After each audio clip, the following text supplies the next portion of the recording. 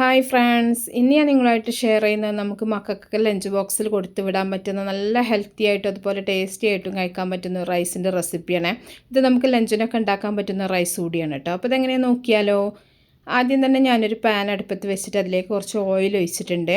ഇനി ഇതിലേക്കൊരു 4 അല്ലി വെളുത്തുള്ളി ഒന്ന് ചെറുതാക്കി അരിഞ്ഞത് ചേർത്തിട്ടുണ്ട്.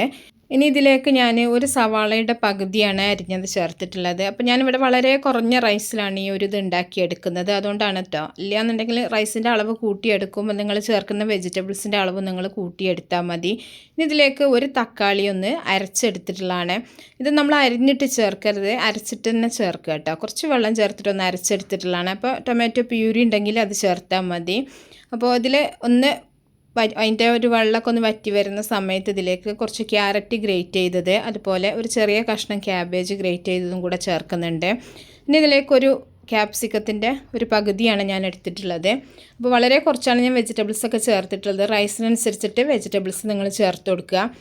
ഇനി ഇതിലേക്ക് ഞാൻ കുറച്ച് സ്വീറ്റ് കോൺ വേവിച്ചെടുത്തിട്ടുള്ള സ്വീറ്റ് കോണാണ്, അതും കൂടെ ചേർക്കുന്നുണ്ട്. അപ്പോൾ കോണൊക്കെ ചേർക്കുകയാണെന്നുണ്ടെങ്കിൽ നല്ല ഹെൽത്തിയുമാണ്, അതുപോലെ കുട്ടികൾക്കൊക്കെ കഴിക്കാനും നല്ല ഇഷ്ടമാവും.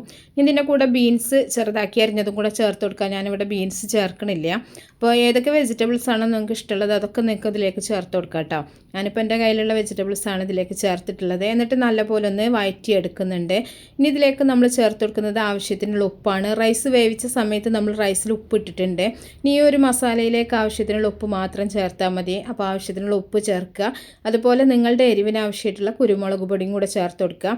മക്കൾക്കൊക്കെ കൊടുത്ത് വിടുമ്പോൾ അധികം കുരുമുളക് എരിവൊക്കെ കഴിക്കുന്നവരാണെങ്കിൽ കുരുമുളക് നന്നായിട്ട് നിങ്ങൾക്ക് ചേർത്ത് കൊടുക്കാം. ഇല്ലയെന്നുണ്ടെങ്കിൽ കുരുമുളക് കുറച്ച് ചേർത്താൽ മതി. എന്നിട്ട് നല്ലപോലെ ഒന്നും കൂടെ ഒന്ന് വഴറ്റിയെടുക്കുന്നുണ്ട്. ഒരുപാട് അങ്ങോട്ട് വെജിറ്റബിൾസ് ഒന്നും വേവിച്ചെടുക്കേണ്ട ആവശ്യമില്ല കേട്ടോ. ഇനി നമ്മൾ ചേർത്തിട്ടുള്ള ഈ വെജിറ്റബിൾസൊക്കെ ഒന്ന് നന്നായിട്ടൊന്ന് വഴന്ന് കിട്ടിയാൽ നമ്മളിതിലേക്ക് ഒരു കോഴിമുട്ട ചേർത്ത് കൊടുക്കുന്നുണ്ട്. ഇല്ലയെന്നുണ്ടെങ്കിൽ നിങ്ങൾക്ക് മുട്ട വേറെ ഒന്ന് ചിക്കിയിട്ട് ഇതിലേക്ക് ചേർത്താലും മതി. ഞാനിപ്പോൾ ഇതിലേക്ക് തന്നെ മുട്ട ഒഴിച്ചിട്ട് മുട്ട ഒന്ന് ചിക്കിയെടുക്കുകയാണ് ചെയ്യുന്നത്. അപ്പോൾ 1-2 കോഴിമുട്ട നിങ്ങൾക്ക് എത്ര വേണം അതിനനുസരിച്ചിട്ട് ചേർത്താൽ മതി. ഞാനിവിടെ ഒരു കോഴിമുട്ടയാണ് എടുത്തിട്ടുള്ളത്. അപ്പോൾ അതൊന്ന് ചിക്കിയെടുക്കുന്നുണ്ട്. അപ്പോൾ ഒരുപാട് മുട്ടയുടെ പീസൊക്കെ കഴിക്കാൻ ഇഷ്ടമുള്ളവരാണെന്നുണ്ടെങ്കിൽ നിങ്ങൾക്ക് സെപ്പറേറ്റ് ആയിട്ട് മുട്ട ചിക്കിയിട്ട് ഇതിൽ ചേർത്ത് കൊടുത്താലും മതി കേട്ടോ. അതൊക്കെ നിങ്ങളുടെ ഇഷ്ടം പോലെ ചെയ്യാം. ഇങ്ങനെ ആകുമ്പോൾ നമുക്ക് എളുപ്പത്തിൽ പണി കഴിക്കാൻ പറ്റും. രാവിലെയൊക്കെ നമ്മൾ മക്കൾക്ക് ലഞ്ചൊക്കെ കൊടുത്തു വിടുന്ന സമയത്ത് ബ്രേക്ക്ഫാസ്റ്റ് ഉണ്ടാക്കണതും എല്ലാം കൂടെ തിരക്കാണ് സമയത്തൊക്കെ ഇതുപോലെ ഉണ്ടാക്കണമെന്നുണ്ടെങ്കിൽ വളരെ ഈസിയാണ്. അപ്പോൾ ഇനി നമ്മളിതിലേക്ക് വേവിച്ചെടുത്തിട്ടുള്ള റൈസാണ് ചേർക്കുന്നത്. ഞാനിവിടെ ബസ്മതി റൈസാണ് കേട്ടോ. ഉപ്പിട്ടിട്ട് തിളപ്പിച്ച് വേവിച്ച് ഊറ്റിയെടുത്തിട്ടുള്ളതാണ്. അല്ലാണ്ട് വെള്ളം വറ്റിച്ചെടുക്കണമെങ്കിൽ അങ്ങനെയും നിങ്ങൾക്ക് ചെയ്യാം. അപ്പോൾ റൈസ് കൂടെ ചേർത്തിട്ട് നല്ലപോലെ ഒന്ന് ഇളക്കി മിക്സ് ചെയ്യുന്നുണ്ട്.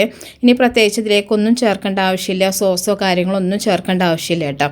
തക്കാളിയൊക്കെ ചേർത്ത കാരണം തന്നെ അതിൻ്റെ ആ ഒരു പുളിയും ഉപ്പും എരിവും എല്ലാം ഉണ്ടാവും. അപ്പോൾ എല്ലാവരും ഒന്ന് ട്രൈ ചെയ്ത് നോക്കുക. ഇഷ്ടപ്പെട്ടാൽ തീർച്ചയായിട്ടും നിങ്ങൾ ലൈക്ക് ചെയ്യുക, ഷെയർ ചെയ്യുക, മാക്സിമം സപ്പോർട്ട് ചെയ്യുക. അപ്പോൾ നല്ല റെസിപ്പികളൊക്കെ ആയിട്ട് നമുക്ക് അടുത്തൊരു വീഡിയോയിൽ കാണാം. ഓക്കേ.